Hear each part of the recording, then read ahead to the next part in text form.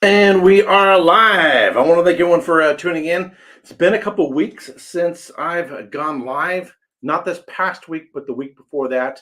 I was down in Texas. I'm going to talk a little bit about that. Hope everyone is doing well. Hope everyone have a happy new year. I'm pouring myself a little bit of the Big Pete small batch. This is from Douglas Lang. I'll be reviewing this soon. I've only got 3 whiskeys left in my current series on independent Isla whiskeys. I've already recorded it. It'll post on Tuesday. This is the Port Askeig 110 proof. My review of that will post on Tuesday.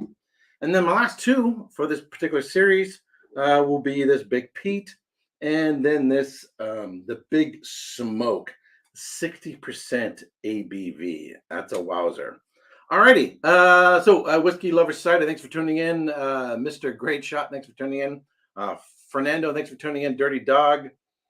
Fight for Sound, thanks for tuning in. Doug Chrisop, thanks for tuning in. Michael Oporto, thanks for tuning in. Let's see who else we got in here. Donner Pass Whiskey, thanks for tuning in. When I went through the level 1 class, I did a live stream, myself and another person who was in the class. We did a live stream actually from the school, from the student kitchen area. So we talked a lot about the level 1 class in that. So I'm going to talk a little about the level 2, but I'm going to talk a little bit about whiskey education in general, various organizations. I'm going to give a polite but honest take on the whiskey level 2 class. Whiskey education in general. I'll talk a little bit about this whiskey that I'm sampling here, and I'll talk about a class that I taught there as well. So, M. Hammer, thanks for tuning in. So, as most of you know, I got all kinds of degrees and certifications coming out my ears. In terms of, so I have 2 undergrad degrees and put two grad degrees, unrelated. And then I have actually a 3rd undergrad degree in enology winemaking. So, in learning about this, let's say wine and whiskey, start off with a degree in enology, and which I had to take a sensory analysis class. And even though that's wine, you're still honing some skills in analyzing things with your nose and your palate. And you've got someone who's directing you. We had actually a sommelier and wine. He was a sommelier and winemaker. I'm take a little sip real quick. So this is super clear. I mean, it's almost a water white. And then it's almost, to be honest with you, I'm going to give it some more time to open up. It's been open for a while. It's almost like drinking peated new make. It seems that young. This is bottled at 46 ABV, whereas this is 60 ABV.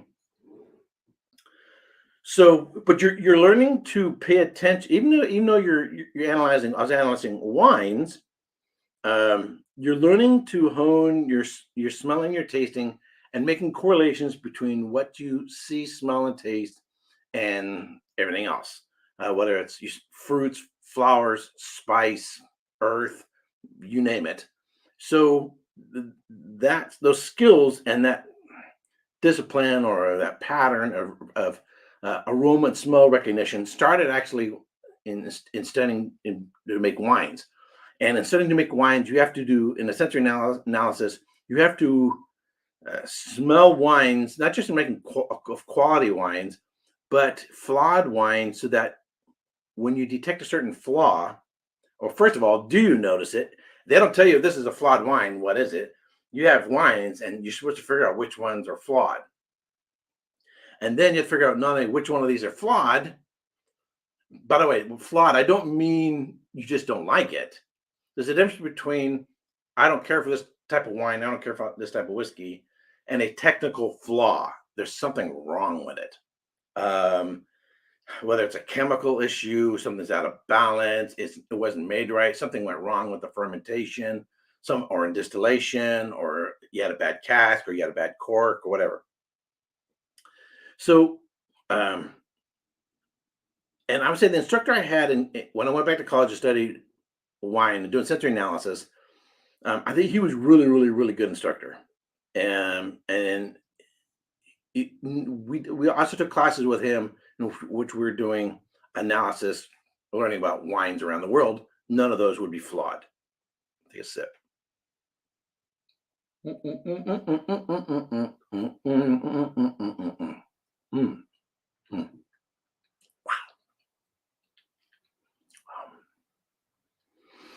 So there's a difference between something being flawed versus your personal taste. I'm not rye whiskeys don't offend me. I'm not real big on them. They don't offend me, but you can like a wine, or you can have a wine or a whiskey that it's not your particular style, and then you can recognize that it's a quality wine. Same thing with music. There may be a particular type of music is not your particular style, but you can recognize, but that person's a really good musician or a really good singer. Maybe a particular genre type of movie. That person's a really good actor. The editing on this movie is done really, really well. The cinematography is done really, really well. But that's let's take like a love story. Love stories aren't my kind of thing, but I can recognize that person's a really good actor, and so on and so forth, right? So the difference between something that is a matter of preference versus what is objectively, qualitatively, about the music, the movie, the wine or the whiskey, right? So there is in teaching instruction, communication is super, super, super important, and it's something I'm constantly working on, trying to improve my communication skills. How do you convey complicated ideas in such a way that it's engaging, that people pick up on it? People, as a teacher, when you're trying to explain something complicated and you can see the light bulb come on, and oh, I get it. That is the gift to the teacher. When you see a student or a pupil or someone they kind of, oh, then they get it, and they get that revelation. That's the greatest reward, 'cause that means I'm effective. I'm being effective as a teacher. So you can have someone who's super knowledgeable about a particular subject, PhDs, whatever, and yet their ability to communicate and teach isn't there. When I was in college, I had one professor. She was a graduate from MIT, super sharp dresser, very, very, very intelligent. Her credentials were, amazing, her resume, but she wasn't a good teacher. And there's a certain part of being a teacher that's learned, and there's a part that I think is a gift, that it's something, um, it's just within you.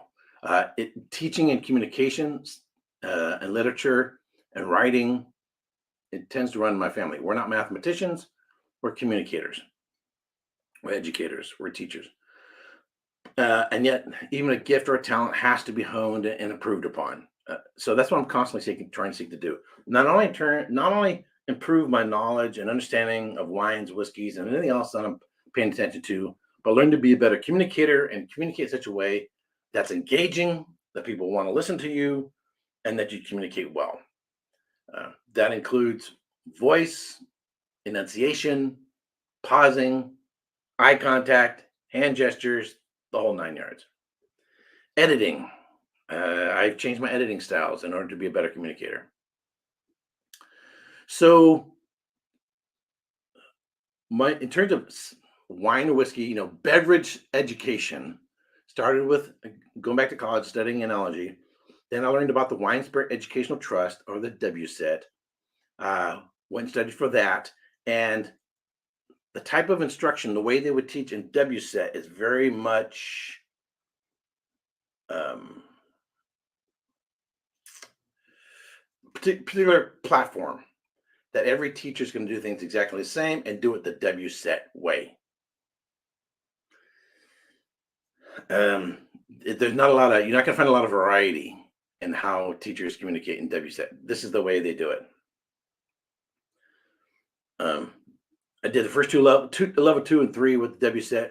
Then I learned about the Court of Master Sommeliers and learned about a culinary school. It's called International Culinary Center. It was before that, it was called the French Wine Institute.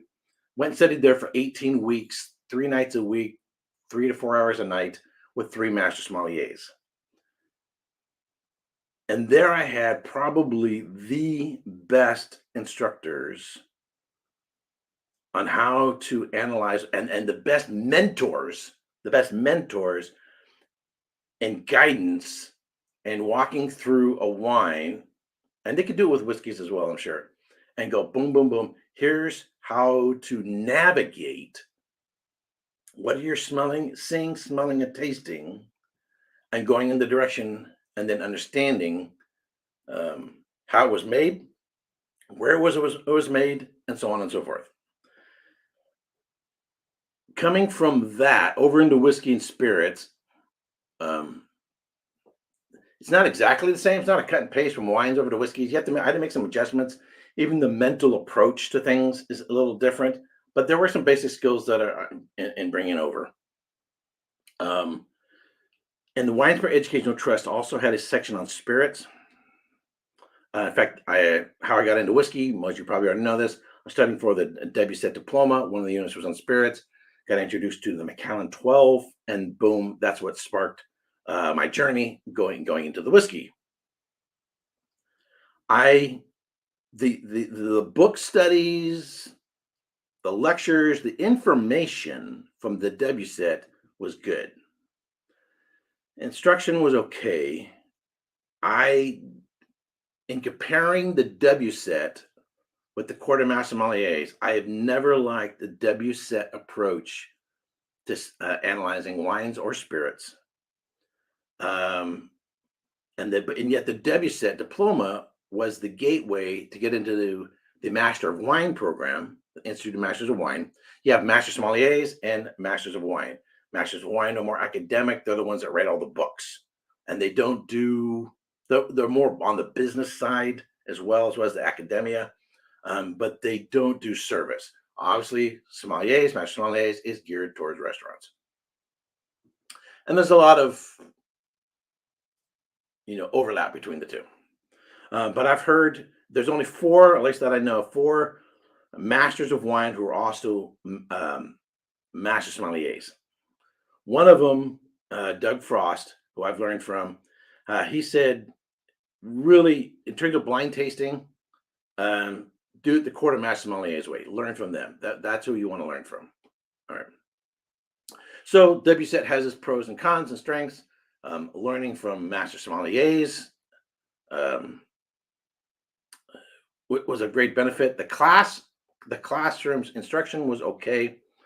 Both the WSET and the quartermaster sommeliers, or the culinary school, you're listening to lecture, and of course you got slides. Everybody uses slides, right? Pictures and maps and whatever else. Everybody uses that, and then they would do the tasting at the end.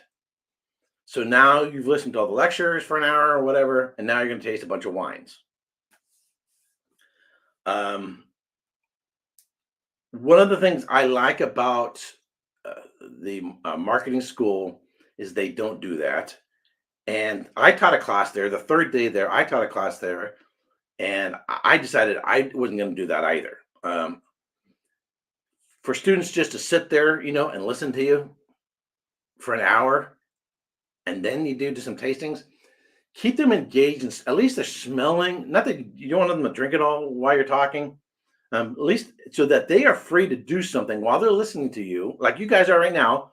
Grumpy Old Fart, how you doing, man? Judith Stoll, thanks for tuning in. Mike Castro, thanks for tuning in. Taste and Sensibility, thanks for tuning in. Just like you guys probably got a glass, something, right? And you listen to me, and you're doing this, right? And Eric's going yabbity, yabbity, yabbity, yabbity, yabbity. And you're smelling and tasting while you're listening to me go yabbity, yabbity, yabbity, yabbity, right? It's better to be engaged when you're smelling and you're tasting, I think, while listening. I think it's much more enjoyable that way. Rather than having, and so by the time you actually do the formal tasting in the class, you've already been smelling it by the time you get there. So in both the level 1 and the level 2, the greatest strength of the class is they have these, I think, these wood pallets. They're about this, probably like, I don't know, this big. They're triangular. They're about this big. No, they got to be bigger than that. And about this big. and there's a spot for 3 Glencairns. So 1, 2, 3. So they have a couple or 1 or 2 people in the class, the previous students who come in, and they are essentially doing the serving. So they'll pour 3 whiskeys. The instructors, say Daniel Weddington's talking, and okay, now we're going to do go through 3 whiskeys, and the whiskeys are going to be 3 comparisons of some particular category. It may be a comparison of grains, might be, so for example, it might be, a malt versus, say, corn versus rye.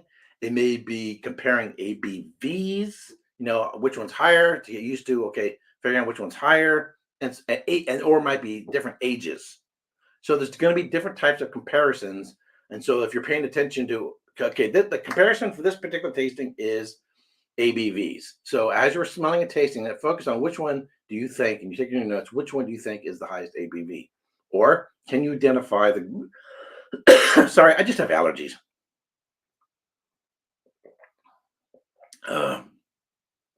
Which I'm going to talk about allergies here in a second. And so that's, for me, that is the number one benefit from this training. So the 3 things you learning in the class is you're learning some history about whiskey. The level 2, you're focusing on North America.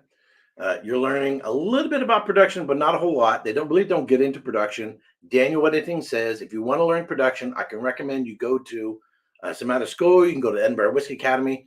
This is a marketing school. It's a communication school. It doesn't focus on production. I mean, I'm glad he's saying that straight up. So if that's what you want to learn, here's some other schools you can go check out. It's a marketing school. He says for the 3rd level, they're really going to go more into the marketing side. It's going to be much more of a marketing than it is the first 2 level classes. All right. So in these classes, you'll learn some history. You're going to do some comparative tastings. You're going to do they do a little thing on food and whiskey pairing, and they do some writing instruction,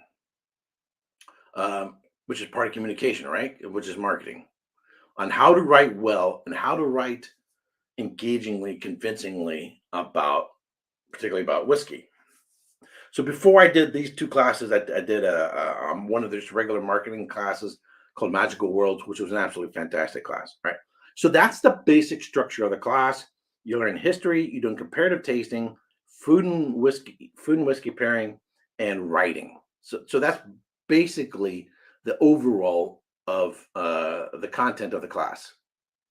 If you have any questions, by the way, if you type in Eric, or if you just put the @ symbol and start to type my name, it should pop up, and then it'll light up, and it'll catch my attention. The drum manager says, Eric, my boy, you should take all of us on a tour of your bothy sometime, and I'm sure quite nice. I love the streams. If you are ever in the Sonoma County area here in Northern California, this is not a joke. Let me know. And I'd love to have you over. Give me a heads up ahead of time, so I'll make sure I'm available.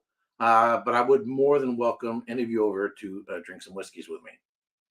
Just give me a little heads up that you're in the area. Yeah, so that's the overall structure of the class. Now, the first time I did a live stream after the first class, and I jokingly put on there, we survived the Whiskey Marketing School. This time, I'm not so joking as much. If you're thinking about taking this class there, you need to bring with you a survival kit. And it just sounds like I'm joking, but I'm dead serious. So I had been down to Austin, Texas now in January. I've been there in April. I've been there in June. I've been there in July. I've been there in September. And I've been there in October. So different seasons of the year. July. So when I did the level 1 class, it was in July. In fact, my birthday was the day before the class. Ball sweating hot. So, which is kind of what you get to expect. So it didn't bother much, but it's freaking hot, man. You go from air conditioned room to air conditioned room. It's freaking hot. when I was there in April, crazy ass storms, flooding, just crazy ass weather. In July, also, mosquitoes and bugs eat you freaking alive. So if you're going down there, probably have an umbrella because it's going to be raining 1 second and not raining the next. Or some sort of, I'm prepared to deal with weather, inclement weather at a moment's notice. Some bug spray. You don't want to wear bug spray when you're in class because it's going to affect your smell and tasting. Take a sip. But the student housing there at the school is really, really, really nice. The rooms are very posh. The architecture and design, it's sort of like a cross between um, Spanish and Italian, I guess, like a villa. Very, very, very, very, very nice. So the accommodation is super nice. There's a student kitchen dining area that's super, super, super nice. They've got more food there than you can throw a stick at. I mean, you're not going to starve to death while taking classes there. So be prepared for crazy ass weather. Be prepared for bugs that are going to eat your ass alive. And then this time, David, guess got to mispronounce your name. What are each of the Bunas behind you? I have all the core range of all the Bunahavens, except for the 25-year-old and the 40. So all the Bunahavens are there. Plus, I have Manzanilla cask. I have a Palo Cantado cask. I have a bunch of Monia Burgundy casks. No, Bordeaux cask as well. So I've got a lot of them. Dirty Dog says, did you have time to visit a couple of distilleries or pick up some distillery only expressions that you'll be reviewing in the future? So I've been to all the distilleries in the area. I'll be doing a Texas series coming up. So I have a bunch that I picked up on previous trips. I did bring back a special bottle from the Crowded Barrel. It is the spirit is from Aaron Distillery, but it was aged in Texas. Where did I put it? Here we go. This is freaking awesome. My only regret is I should have bought 2 of these. So they call it Errant, but the spirit is from Aaron. So the spirit, it tastes and reminds you of the Aaron 10-year-old, but it has the intensity and the concentration of what you would expect from Texas. Absolutely beautiful, beautiful whiskey. A lot of orange, a lot of citrus, a lot of honey, a lot of floral notes. Really, really beautiful whiskey. But I'm going to save that. I want to do a special tasting with other people in which we do a side-by-side comparison of the Aaron 10 and that whiskey. And the point of the lesson will be climate. What is the difference in climate? Because here's basically the same spirit coming from the same distillery and it aged in 2 different climates. And then recognize the difference that climate makes on the impact of the cask on the spirit. And so that's a lesson on climate impact on whiskey. And I should have bought 2 of them. One for me to review and then one for to have a class later. It's the same reason I like to pick up new make spirits is that if I want to teach a class, I'm going to need examples. Anyway, so I didn't go visiting distilleries this trip, but I've been there a bunch of times. So, all right, let's go back to talking about the class. So, the comparative tastings were very, very valuable. However, as I said, you need a survival kit when you go down there. This time, I had never been there in January before, and I was not expecting this. The weather was pretty similar to where I live here, except we get fog in the morning here because we're close to the ocean. The trees there, I guess the cedar trees, put out a pollen, and I think it was already starting. And it's like a cloud that comes out of the trees. Austin, if you look at videos and photography, whatever, it's a lot more wooded. There's a lot more shrubs and trees than there is in a lot of the rest of Texas. And it puts out this pollen. And as soon as I got there on a Monday. My eyes were it's like ants were crawling in my eyeballs. They were itching like crazy. I I immediately got a headache, like in my right eye, and it was unbelievably, unbelievably annoying. It just and so the first 2 days in class, I'm trying to pay attention, and you're sitting in class. The first class was probably about 10 hours long. When your eyes are just irritated and they're dry, and you're just like, ugh, it kind of puts a damper in the experience. But that has nothing to do with the school. It's just the climate. So,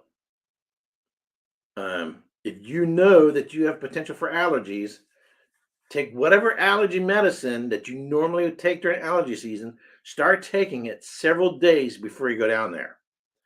So I started taking Claritin, and by the third day, which was the day that I taught a class there, I was fine.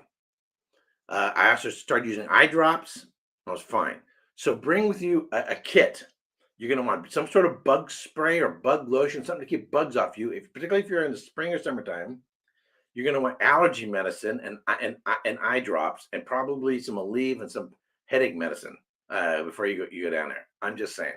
You're going to want, in case it's crazy ass weather, raining, some particular gear, whatever, to help you deal with the rain.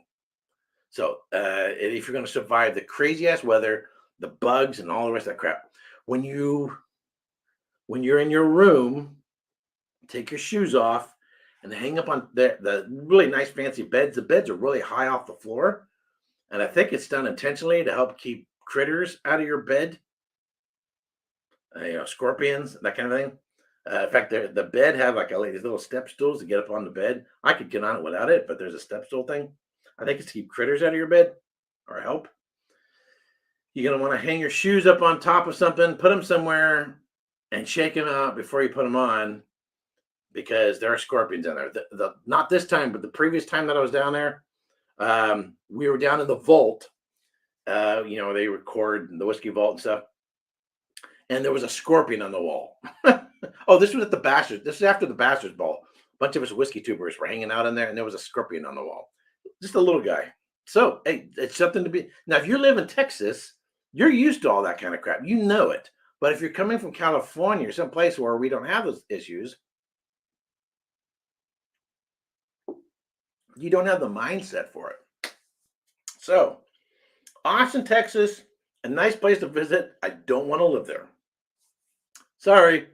I love living where I'm living. When the plane landed back here in Santa Rosa, and you fly, of course, we fly over vineyards and then land in the airport. Of course, this time of year, there's not anything on the vines, but still, you see them. I get the sense of, yes, I'm home. Home again, home again. Yeehaw. Yes, I love living here. I'm back home. I was so happy. I was so happy to be home. So I felt like crap the first couple of days I was there. And I felt kind of bad because the first day I got there, Richard Amaro, I don't know if he's watching or not. Richard Amaro, who works there in the tasting room. I think he's the manager for the tasting room now. So we went through the level 1 to the class together. We went through the level 2 class together. Super nice guy. I felt bad.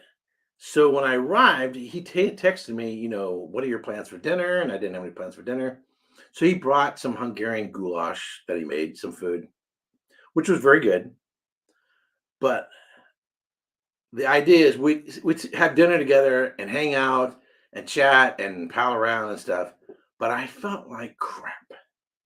And all I wanted to do was go to bed because I felt like crap. I'd been up since, I don't know, 3 o'clock in the morning, catching a flight, didn't sleep well the night before. So I wanted to be engaging and hang out and stuff.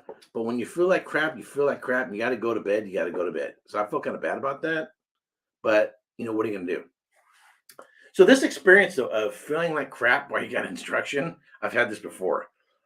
When I went through the culinary school and was studying, going through the sommelier training, it was called an intensive sommelier training. Basically, it was a sommelier boot camp for 18 weeks. About halfway through, I had to have a root canal, and so what they do is they take out an old filling and they put in a temporary, right? Because they're going to make a mold. They make a mold, and then they're going to a couple weeks later, whatever, you get your real teeth. So this temporary, it's like paper mache crammed up in your teeth, and it really, really dries your mouth out. So here I am studying uh, wine, and the way the training was at the culinary center. I don't know how many. It was probably 15, 16 units. Each unit might be on Australian wines, might be on Italy, might be on France, North America, whatever, the various regions. So you would have this instruction and reading to do on the particular regions, classifications, laws, grapes, everything had to do with the wines from that particular region. And then you'd have an exam for that unit, a theory exam, and then you have a blind tasting. Well, when you have a temporary crammed up, in the back of your teeth that dries your mouth out, water can seem tannic because your mouth, you're just jacked. So your perception of alcohol and acid and tannins is just way off.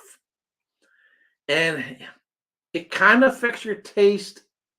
Your smell is fine, but your taste is going to be off. So what are you going to do? 18 weeks of training. In the middle of it, you got to have this dental work done. You're going to put off the dental work to the end? No, I didn't want to do that. So what are you going to do? Well, you just do what you got to do. You get through it, and you do the pet. And I told the master Sam, his name was Eric and Trenkin. So I studied with Eric and Trenkin, Ian Cobble, who's in the movie Psalm, and Alan Murray from Australia, another master Psalm. And I told him, hey, just let you know, I just had dental work done. My mouth is jacked. I'm just screwed. So they take into consideration, and I passed that unit, but I didn't do all that well with the tasting. But it's something you actually have to learn to do, because if you have an exam, it's only once a year. They're trying to pass, and it just so happens you have a cold, you have allergies, you had dental work, you had something. What are you going to do? Say, oh, I guess I have to wait another year? No, because if you wait another year, guess what? You might have something else that in the following year. So you have to learn to mitigate your circumstances and try to do the best you can in analyzing the wine or the whiskey. So I had to do this same thing in this class because my eyeballs felt like they're on fire and I had extreme headache. I felt like shit. I just wanted to go lay down. The whole time I was in class, I just want to go lay down. I just want to go lay down. And I didn't want to become a whiner, So you do the best you can.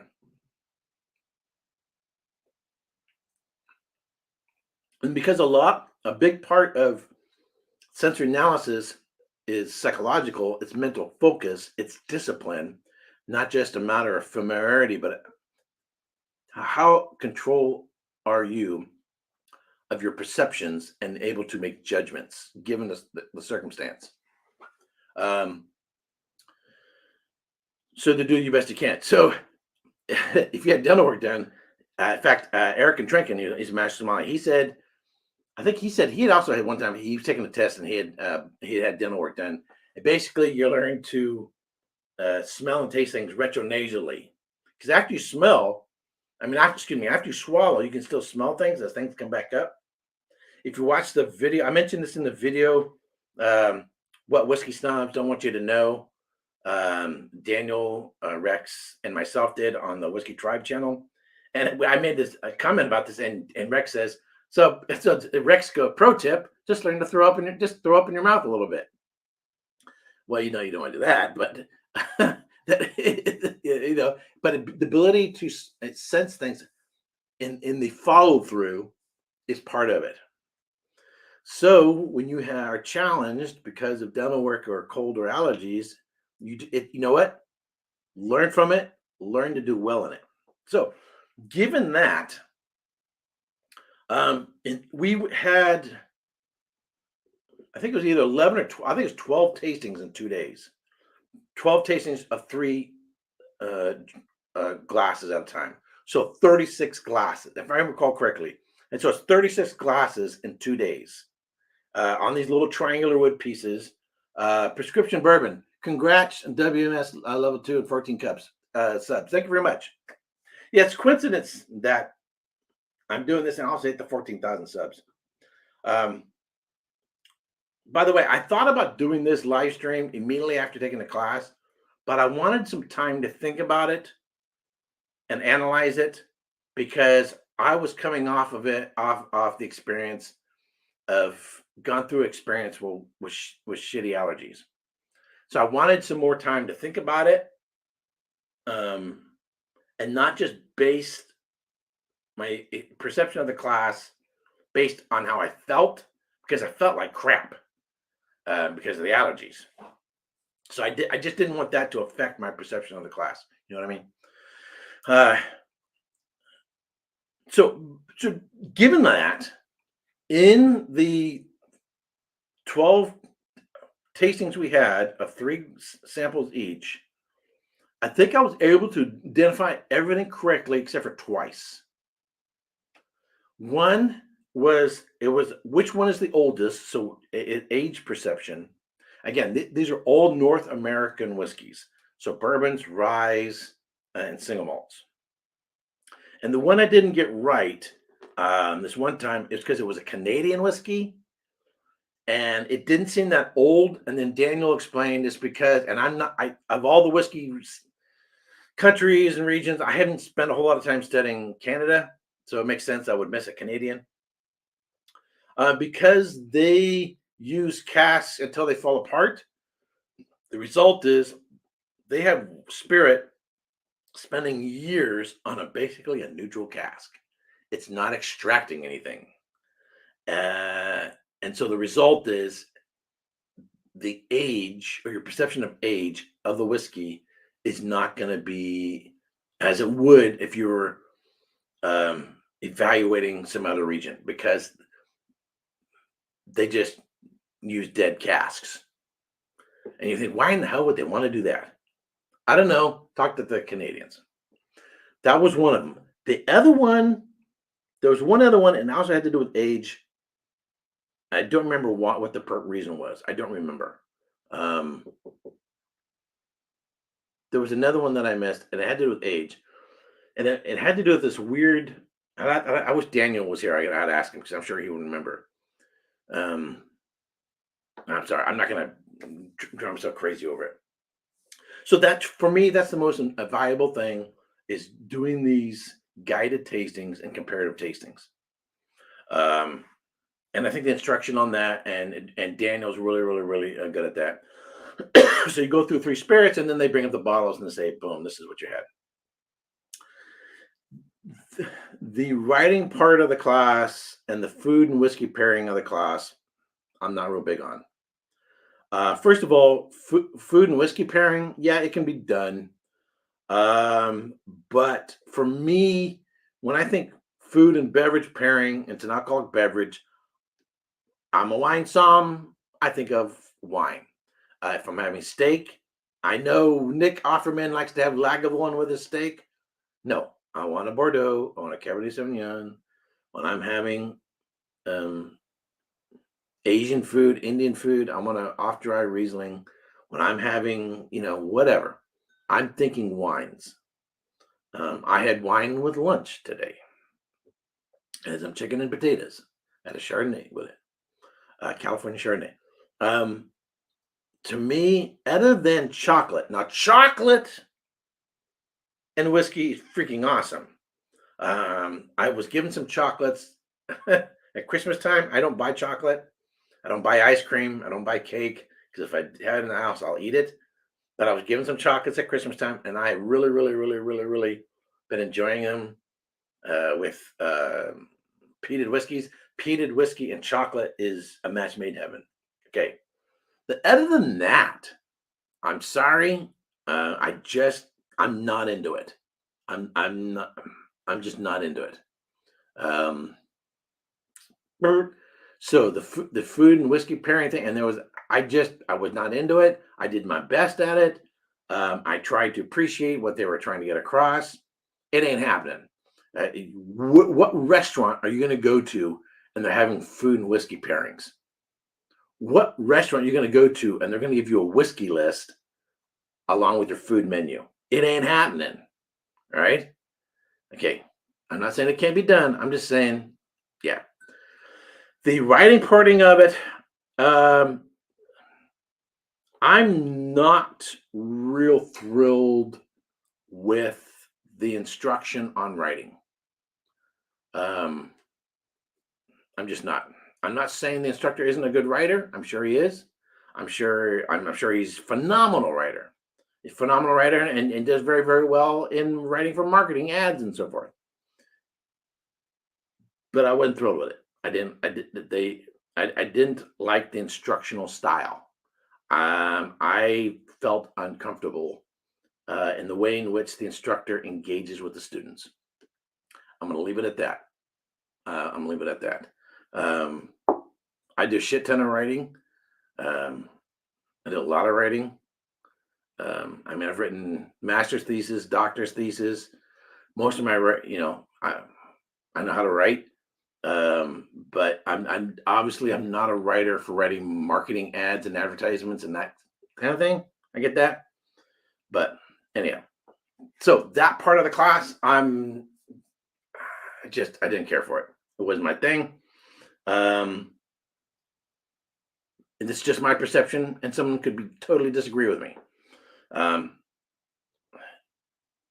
there's a difference. I mentioned before, I had a professor in college, MIT grad, and all that. Super, super smart, technically smart, but couldn't. I didn't think he was a great communicator and trying to convey ideas and how to do things.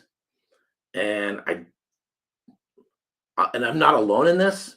Other students, we're kind of like not really getting what it is. What are the expectations of the instructor? That's it. If I don't know what it is you want from me,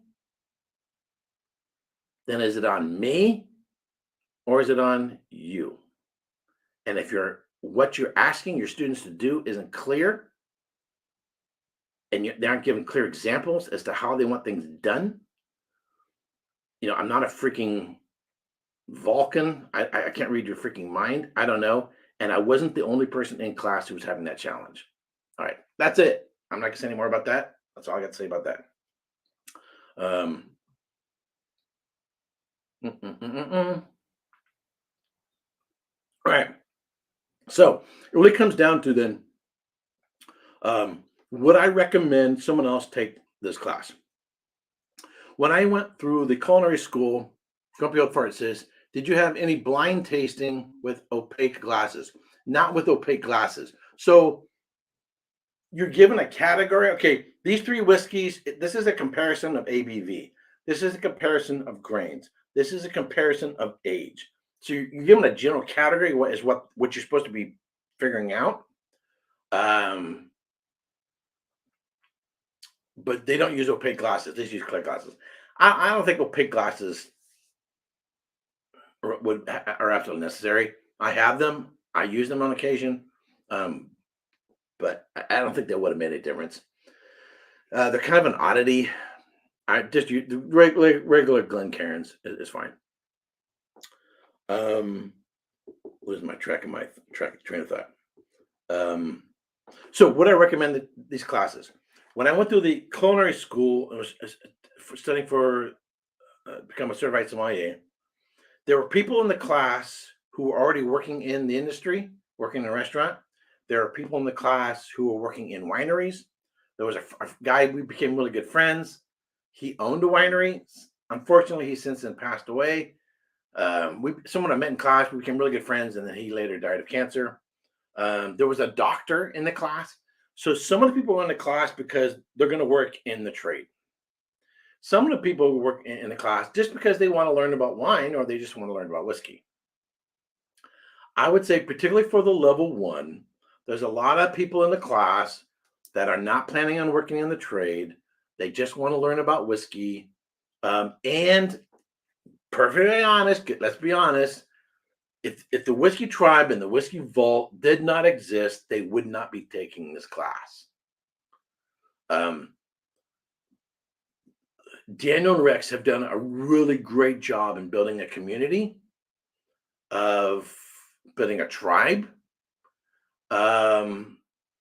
and fostering an atmosphere of whiskey fans to work together and to hang out together. The Bashers Ball is just an awesome event. And I think the majority of the people who are going to be taking the level one are probably people who just want to go because to be part of a group that they got this coin thing, by the way. So it's sitting over here. So when you pass the level one, you get this silly coin. It's not a coin, it's a medal, whatever. Of course, everybody sees Daniel wear it, right? There's no way in the hell ever I'm gonna wear this damn thing. So when the first when you pass the level one, the coin has this thing on it, this black thing, black thing.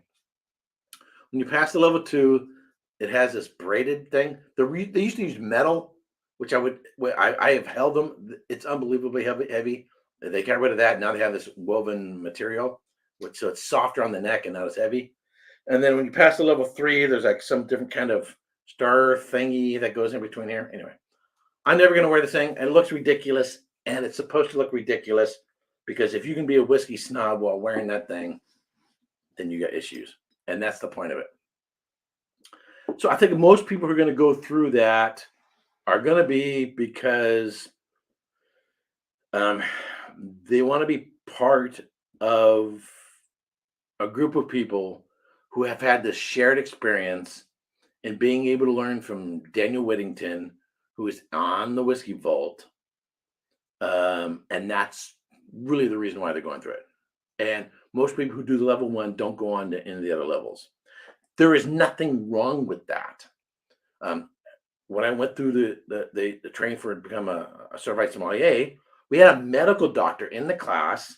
He did cancer research. So he wasn't working in a hospital, but he did cancer research.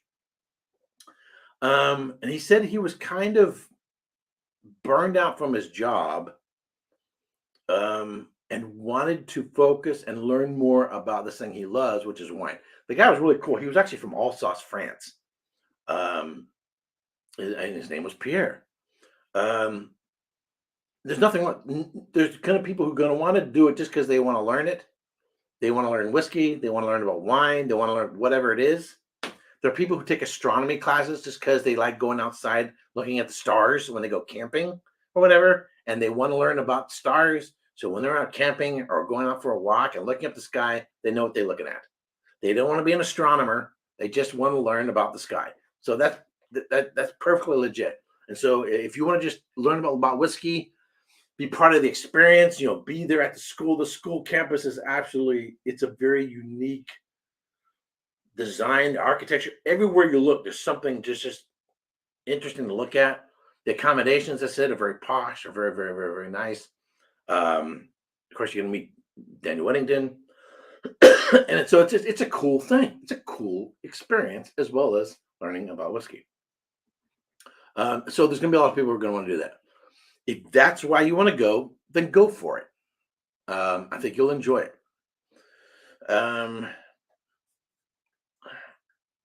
I think if you want to be a whiskey tuber, I think if you really put your mind into it, it can improve how you do whiskey reviews for your channel. But you're gonna have to apply what you learn to your being a whiskey tuber. There's another class that I would like to take. Rex Williams teaches, along with Brian. I can't remember Brian's last name. How do you pass a level? You take a test. It's a written test. It's not that complicated. Brian, he has another channel.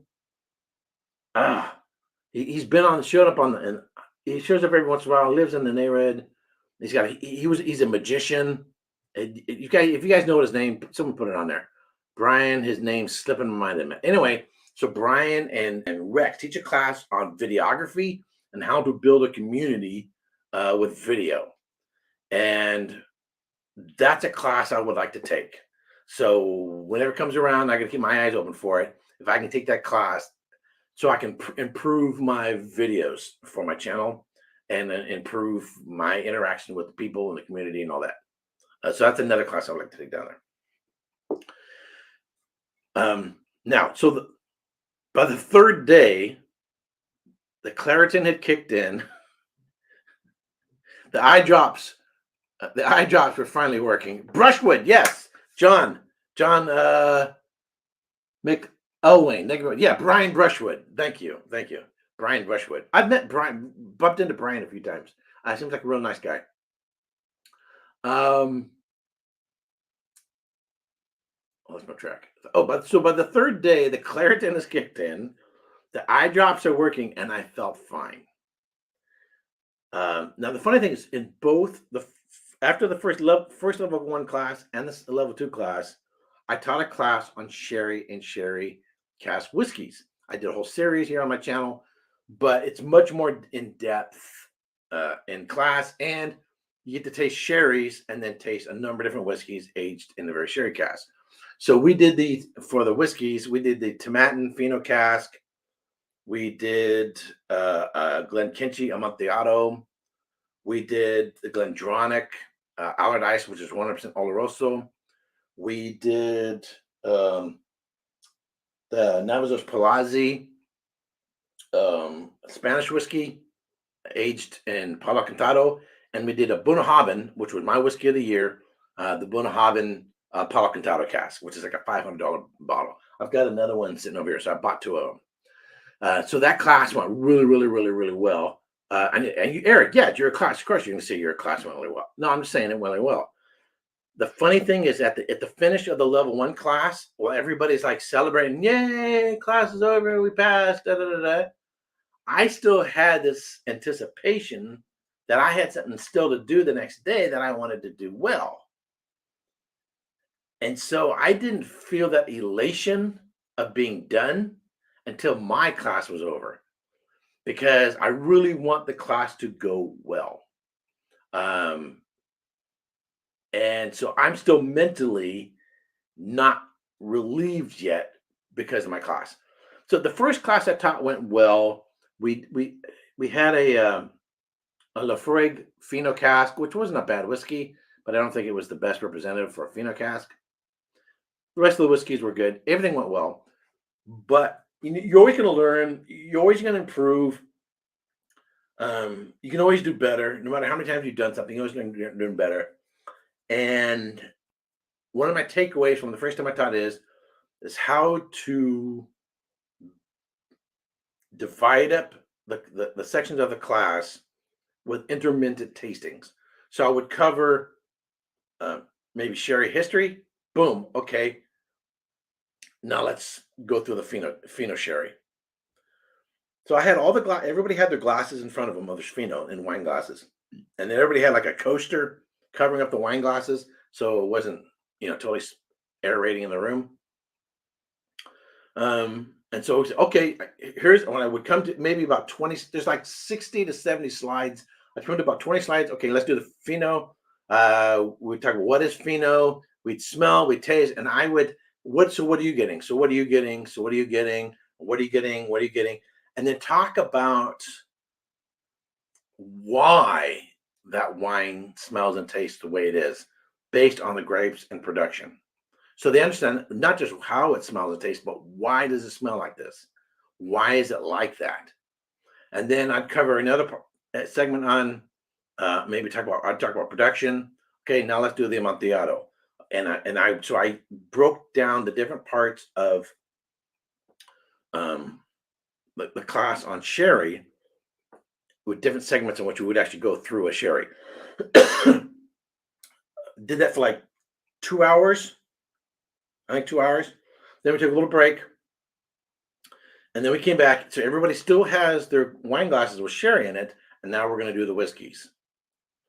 And so now we're going through these whiskeys and we're going back and forth between the whiskey and the sherry and trying to see the correlation between the aromas and the flavors, between the sherry and the whiskey, and understand. And this is the most important part: is where does those aromas come from?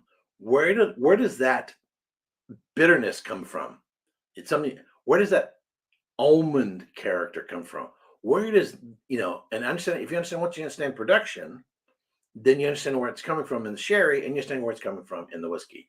So The interesting thing for me, what is that class that I taught? We had, I think, 12 people in the class.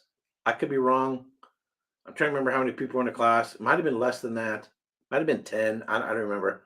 Almost everybody in that class worked in production, worked in the whiskey industry. There were people who traveled there from Houston, traveled from other places in Texas just for that class. Which I was like, wow, that's awesome. There was one lady there. She drove 3 hours just to take that class. To me, that blew me away. I was just like, wow, someone's traveling 3 hours to take a class from me. That to me, that blew my mind. And then she's going to drive for 3 hours to get back. That blew me away. I'm very flattered by that. But it was cool because a lot of people in working in, so basically, I would say almost everybody. Some of the people were people who were in the SOM class from the day before, and even some of those who worked in production at distilleries, Texas distilleries. They were previously students there, and they had gone through the SOM class as well. So they had gone through the SOM classes. They work in a distillery, and now they were sitting in my class. And it was a lot of fun, and it went really well. And then at the end of me teaching the class, that's when I'm like, ta-da! It went really well. Everybody seemed to, when people ask, and people are asking a lot of questions. If people are just sitting there, staring at you the whole time, and they're not really like interactive, that's when you feel like crap. Because like, am I boring? What am I doing? But when they're asking these really, really good questions and I'm able to provide the answers, I get a lot of satisfaction out of that. So that went really well. So hopefully we'll do this class again. It's living in California versus going down to Austin, Texas. So even if it's a 1 day class, because of the commute and the time to get down there and then the travel back, minimally you're looking at 3 days. So basically you end up taking a whole week off from work. So the biggest challenge really is taking time off from work.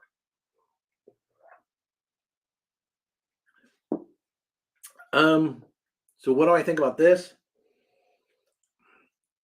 It's a little new makey. This is the Big Pete. To me, and I'll do my final review later on. I think it's too young. If you just like smoke, you just want to be hit upside the head with Pete. Okay, there you go, fine. To me, it's too damn young. I would say it's probably 3 years, 4 max. It's just too young. It needs more time to cask. There's just not a whole lot going on there. It's not bad. It's just not a whole lot going on there. If you like it, knock yourself out. It just needs more depth, more complexity. It needs more time and cask. That's all there is. Maybe mix it up with a sherry cask or something. I don't know. Donner Pass says, speaking of sherry, recently opened an Aaron 12 cask strength. Oh, Palo, it's Cantado, not Cortado. Palo Cantado. Unless I'm wrong about that. Palo Cortado? Yeah, Palo Cantado. Yeah, Palo Cantado. Sorry. You're right. Finished special release. Very interesting. Tastes nothing like Oloroso or PX Sherry. Yep. Wow. Hey, Donna, let me know where you got that. I'd like to get one of those. Wow. So only 2% of sherry ends up being Palo Cortado. Yeah, that's correct. And so to find whiskeys aged in it is hard, and they tend to be very expensive. So I'm always going to keep my eyes out looking for them. So anyhow, so 14,000 subscribers is cool. So I held off on doing tonight because I wanted to give more thought to my perception of the class, not just based on that I felt like crap the whole time or most of the time. Also, the fact that we hit 14,000 subscribers, hey, we can do a dual celebration kind of thing, packs in the class plus hitting the 14,000 subs. Grumpy Up First says, Eric, you did great vids on the sherry. Well, thank you very much. Thank you very much. Mark, how you doing? He said, looks like I'm a little late. Well, I am going to get to wrap it up. So if you have the time, you have the money, and you have the bug spray, and you have the allergy medicine and everything else, I highly recommend. And you can. I recommend taking the level 1 class. I think you'll really, really enjoy it, particularly if you're a fan of the Vault and the Tribe. The level 2. Here's the other thing. The challenge about the level 2 class. It was focused on North America, and at home, I'm in the middle of doing independent peated whiskeys. I was not in the mood for American whiskeys. I was in the mood for Scotch, and I love Scotch. And we did a lot of ryes or high ryes. Rye does not offend me, but I'm not a big fan.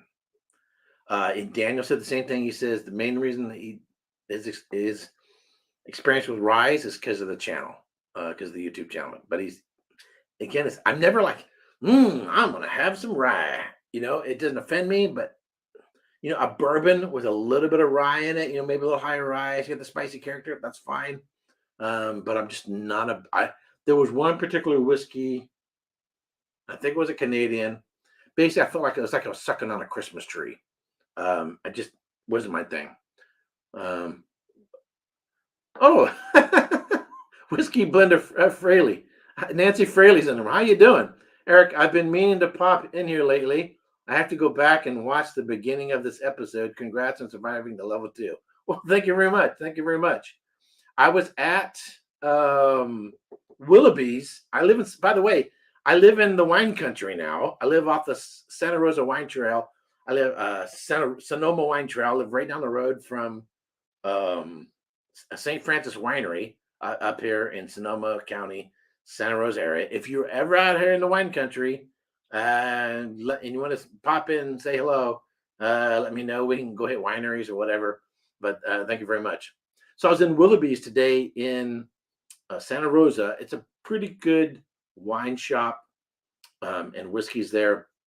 And they have the cigar blend and the other two Joseph Magnus bottles there.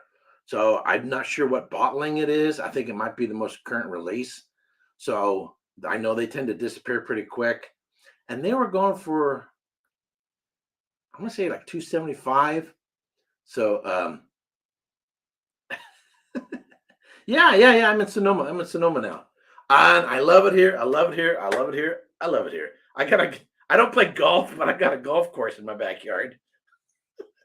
I can see Mount Hood right outside my window there. It's absolutely beautiful. I absolutely love living near the vineyards. There's like 3 wineries nearby. Yeah, so if you're out here in the wine country, and love to have you on. Like to pick your brain, learn from you, improve my sensory analysis skills of whiskey. That'd be a lot of fun. So anyhow. Yeah, so if you're in the neighborhood, let me know. She says $275 isn't MSRP, but isn't too bad either. Well, that's the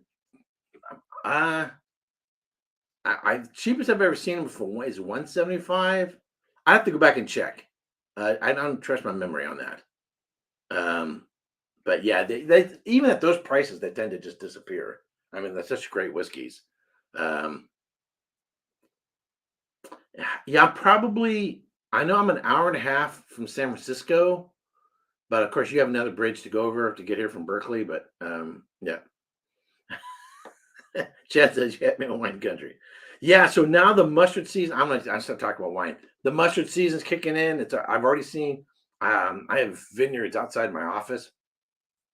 This time of year is mustard season, with these yellow flowers growing in between the vines, and it's absolutely beautiful. Probably tomorrow I'll be out taking pictures of the wine country. I'll post them on Facebook. Just a beautiful, beautiful, beautiful time of the year. Hey, all right. Taste and sensibility. Every time the Glencairn rings, an angel gets its wings. Congratulations to filing level 2 and on 14,000 subs. Well, thank you very much. Greatly appreciate it. You're about an hour away from me, and I love mushroom season. Do we have mushroom season here? I didn't know we have mushroom. We have mustard season, which is the wildflowers. Is it mustard season too? Mushroom season? Mustard season. I don't know about mushroom season. Could be mushroom season. I don't know. I have no idea. I wouldn't trust myself to go out and be picking up wild mushrooms.